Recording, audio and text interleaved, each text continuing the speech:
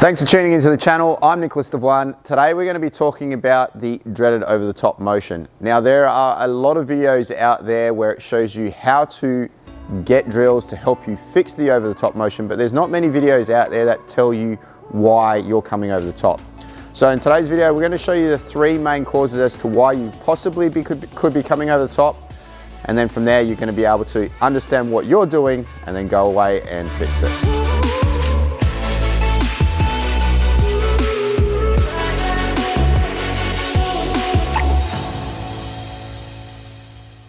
So number one, what's the most common one that I actually see? Well, it's got to do with what I would call an inside path in the takeaway.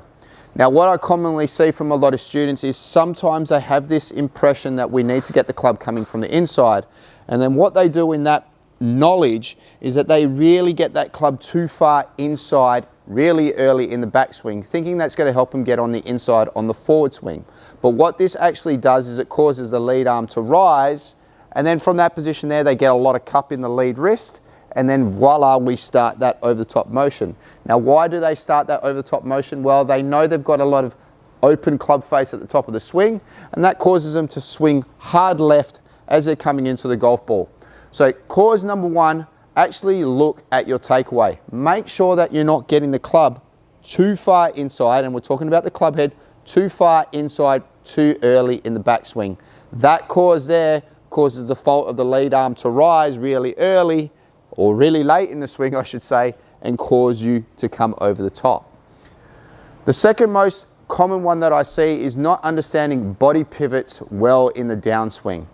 Now generally 9 times out of 10, and we don't like to talk about this too much as golf coaches, is as you're transitioning from the top of your swing, we want to see a little bit of a lateral motion from the hips as you're transitioning into impact. People who get this motion wrong generally start from the upper portion of their body, and what happens is their shoulders start working early and their hips go backwards. Straight away there, when you're looking at that from a down the line perspective, that starts the over the top motion as well, and that causes the shaft to get really steep. We start to swing left, and again we've got the over the top motion. Now the final one, and it's got to do with what I would call your trail arm. What we're trying to do is when we get to the top of our backswing is that we've got a trail hand slightly external to the trail elbow. And if you can maintain that structure as you're coming down into impact, that's going to ensure that you're going to be coming from the inside. It also causes you to have what we would call flex in the trail wrist. That feeling there, as well as trying to keep the elbow external or the hand external to the elbow, helps you to come from the inside. So when we see people who do it wrong, it means we see their hand move internal of the elbow too excessively in the downswing.